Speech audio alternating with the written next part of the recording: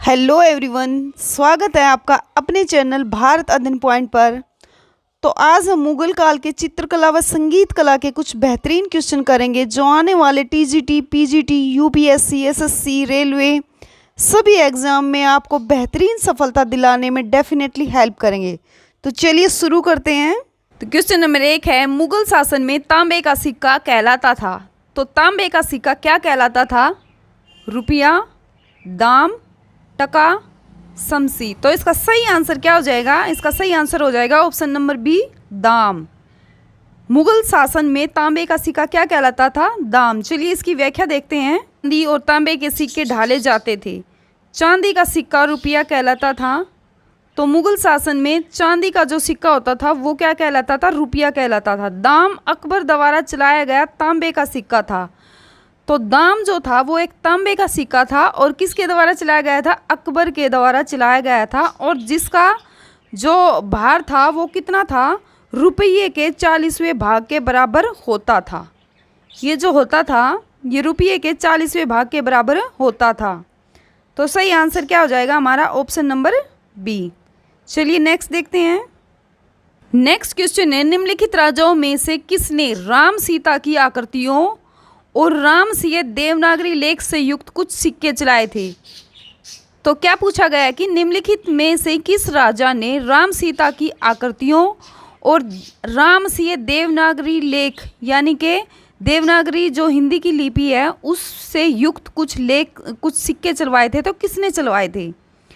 Answer देखिए, भोज, सिद्धराज जयसिंह, जैन उल अब्दीन या फिर अकबर। तो सही आंसर क्या हो जाएगा हमारा? Option number D, Akbar. Akbar के द्वारा चलाए गए थे राम सिया आकृति वाले और देवनागरी लेख से युक्त सिक्के। चलिए इसकी व्याख्या देखते हैं। अकबर द्वारा राम सीता की आकृतियों और राम सिया देवनागरी लेख से युक्त सिक्के चलाए गए थे। तो सही आंसर क्या हो जाएगा? Option number D. Next question देखते हैं। नेक्स्ट क्वेश्चन है, दसवंत और वसावन प्रसिद्ध चित्रकार मुगल सम्राट के दरबारी थे। तो किस मुगल सम्राट के दरबार में दसवंत और वसावन प्रसिद्ध चित्रकार रहते थे? चलिए सही आंसर देखते हैं इसका। ऑप्शन नंबर 1 है अकबर, जहांगीर, शाहजहां, औरंगजेब। तो इसका सही आंसर क्या हो जाएगा? Option number A, Akbar. Akbar के दरबार में दसवंत और वसावन प्रसिद्ध चित्रकार रहते थे। चलिए इसकी व्याख्या देखते हैं। वसावन अकबर कालीन चित्रकार थे। दसवंत जो कि एक कहार का बेटा था के काम से अकबर इतना प्रभावित हुआ कि उसने इसे अपने समय के अग्रणी चित्रकार बनने में सहयोग दिया। तो पूछा जाए कि अकबर के समय का अग्रणी चित्रकार कौन था? तो कौन था? दसवंत था। किंतु बाद में यह महान चित्रकार मानसिक रूप से विक्षिप्त हो गया और 1584 में इसने आत्महत्या कर ली। अकबरकालीन चित्रकारों के नाम अबुल फजल ने अपनी पुस्तक आईने अकबरी में गिनाए हैं। तो अबुल फजल जो थे ये अकबर के नवरत्नों में से एक थे और इनकी पुस्तक कौन सी थी? आईने अकबरी। कौन सी थी? आईने अकबरी। तो ये भी कई बार पूछा जाता है। नेक्स्ट क्वेश्चन देखते हैं। अकबर के दरबार में यूरोपीय चित्रकला का प्रवेश यानी कि अकबर के दरबार में यूरोपीय जो चित्रकला का प्रवेश था वो पुर्तगालियों के माध्यम से हुआ था, जिनसे मुगल चित्रकारों ने 2 विशेषताएं ग्रहण की थी। पहला था व्यक्ति विशेष का चित्रण करना। अब जो चित्रकार थे वो व्यक्ति विशेष का चित्रण करने लगे। पहले जो था वो केवल प्रकृति चीज़ों को ही दर्शाया जाता था। दृश्य में आगे दिखने वाली वस्तुओं को छोटे आकार में बनाना।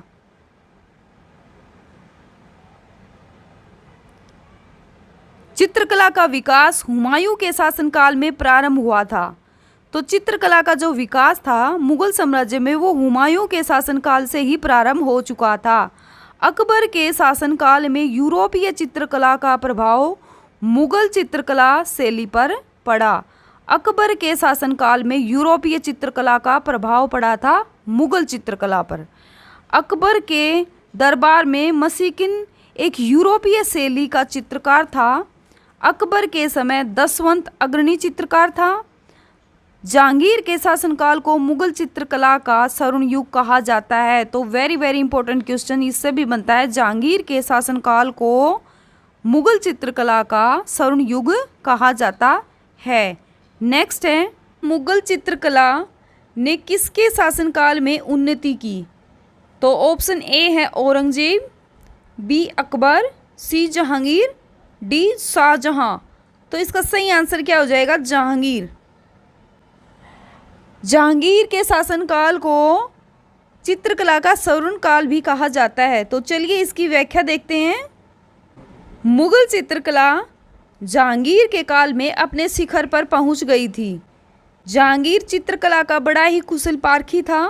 मुगल शैली में मनुष्यों का चित्र बनाते समय एक ही चित्र में विभिन्न चित्रकारों द्वारा मुख, शरीर, पैरों को चित्रित करने का रिवाज था। जहांगीर का दावा था कि वह किसी भी चित्र में विभिन्न चित्रकारों के अलग अलग योगदान को पहचान सकता था। शिकार, युद्ध, राज दरबार के दृश्यों को चित्रित करने के अलावा जहांगीर के काल में मनुष्यों तथा जानवर के चित्रों को बनाने की कला में विशेष प्रगति हुई। अबुल हसन ने जहांगीर के सिंहासन रोहण का एक चित्र बनाया था, जिसे जहांगीर की आत्मकथा तुझके जहांगीरी, जहांगीर की आत्मकथा कौन सी है? तुझके जहांगीरी के मुख्य पृष्ठ पर लगा दिया गया। इस प्रकार जहांगीर के काल को मुगल चित्रकला का स्वर्ण युग कहा जाता है। कहा जाता है कि जहांगीर चित्रकला में इतना निपुण था कि यदि 100 चित्रकार मिलकर भी किसी एक चित्र को बनाते थे तो जहांगीर प्रत्येक चित्रकार द्वारा बनाए गए हिस्से को पहचान सकता था। तो इसी कारण से जहांगीर के शासनकाल को चित्रकला का स्वर्ण काल कहा जाता है। नेक्स्ट क्वेश्चन देखते हैं। इनमें से किस मुगल सम्राट ने सचित्र पांडुलिपियों से ध्यान हटाकर चित्राधार, एल्बम और व्यक्तिक रूप चित्रों पर अधिक जोर दिया? तो ऑप्शन नंबर 1 में है हुमायूं, 2 में है अकबर, 3 में है जहांगीर, फिर है शाहजहां। तो सही आंसर इसका क्या हो जाएगा? सही आंसर हो जाएगा option number C, Jahangir. Next question है, निम्नलिखित में से कौन सा एक संगीत वाद्य बजाने में औरंगजेब की दक्षता थी?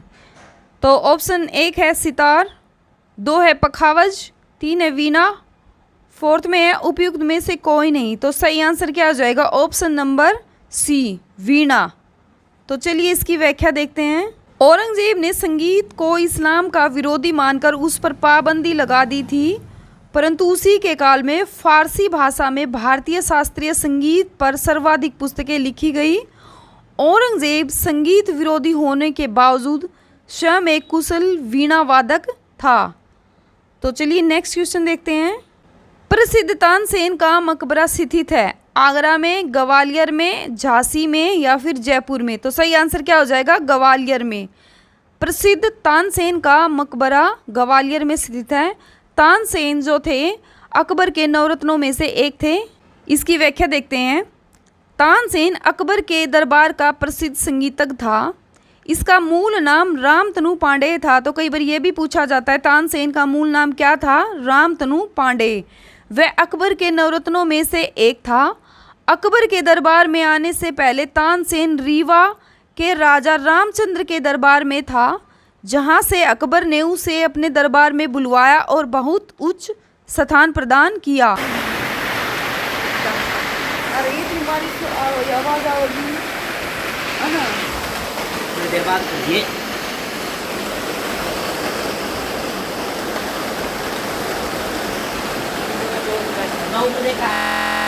अकबर ने तानसेन को कंठाभरण वाणी विलास की उपाधि प्रदान की थी। अबुल फजल के अनुसार उनके समान भारतवर्ष में उनसे पहले 1000 वर्ष तक कोई भी अच्छा गायक नहीं हुआ। उसने राजा मानसिंह द्वारा स्थापित स्कूल ग्वालियर में शिक्षा प्राप्त की थी। उनका मकबरा भी ग्वालियर में ही स्थित है। तो नेक्स्ट क्वेश्चन है, अकबर के शासनकाल में ध्रुपद गायकों में सम्मिलित थे। नंबर 1 है तानसेन, हरिदास, सूरदास, विलास खां। नीचे दिए गए कूट में सही उत्तर का चयन कीजिए। तो इसमें से सही कौन सा हो जाएगा? ऑप्शन नंबर 1 और 2। तानसेन और हरिदास अकबर के ध्रुपद गायकों में सम्मिलित थे और विलास खां जहांगीर के शासनकाल का एक संगीतज्ञ था। तो सही आंसर क्या हो जाएगा हमारा? Option number 1। नेक्स्ट क्वेश्चन देखते हैं। निम्नलिखित में से किस मुगल शासक ने लाला कलावन से हिंदू संगीत की शिक्षा ली थी? ऑप्शन नंबर 1 है हुमायूं, बी में है जहांगीर, सी में अकबर और डी में शाहजहां। तो सही आंसर क्या हो जाएगा? Option number C Akbar. Akbar ने लाला कलावन से संगीत की शिक्षा ली थी। निम्नलिखित में से किसने हितोपदेश का फारसी में अनुवाद किया था? ऑप्शन नंबर 1 है दारा सिकों, ऑप्शन नंबर 2 है फेजी, ऑप्शन नंबर 3 में है अब्दुल कादिर बदायूनी, ऑप्शन नंबर 4 में है ताजुल माली। तो इसका सही आंसर क्या हो जाएगा? ऑप्शन नंबर डी ताजुल माली। चलिए इसकी व्याख्या देखते हैं। संस्कृत ग्रंथ हितोपदेश का फारसी भाषा में अनुवाद 1450 के आसपास ताज अल दीन मुफ्ती अल मलिकी द्वारा मुफरी अल काबुल नाम से किया गया था। ताज अल दीन मुफ्ती अल मलिकी को ही त्रुटिवश कुछ पुस्तकों में ताजुल माली लिखा गया है। तो ये नाम थोड़ा सा डिफ़िकल्ट है, लेकिन आई एम श्योर 2-3 बार आप रीड करोगे तो आपको याद जरूर हो जाएगा। नेक्स्ट क्वेश्चन देखते हैं। नेक्स्ट क्वेश्चन है, निम्नलिखित में से किस शासक ने शाहरुख नामक चांदी का सिक्का चलाया था? ऑप्शन नंबर 1 है अकबर, ऑप्शन नंबर 2 है बाबर, 3 में हुमायूं, 4 में है शाहजहां। तो इसका सही आंसर क्या हो जाएगा? Option number B Babar. Babar के द्वारा चलाया गया था शाहरुख नामक चांदी का सिक्का। चलिए इसकी व्याख्या देखते हैं। बाबर ने चांदी और तांबे का सिक्का चलाया था। चांदी के सिक्के को शाहरुख कहा जाता था। तो गाइज ये था आज का लास्ट क्वेश्चन आपको कैसे लगे कमेंट करके ज़रूर बताना। मुझे सपोर्ट करने के लिए चैनल को लाइक शेयर सब्सक्राइब करना बिल्कुल ना भूलें। Thanks for watching complete video. जय हिंद, जय भारत।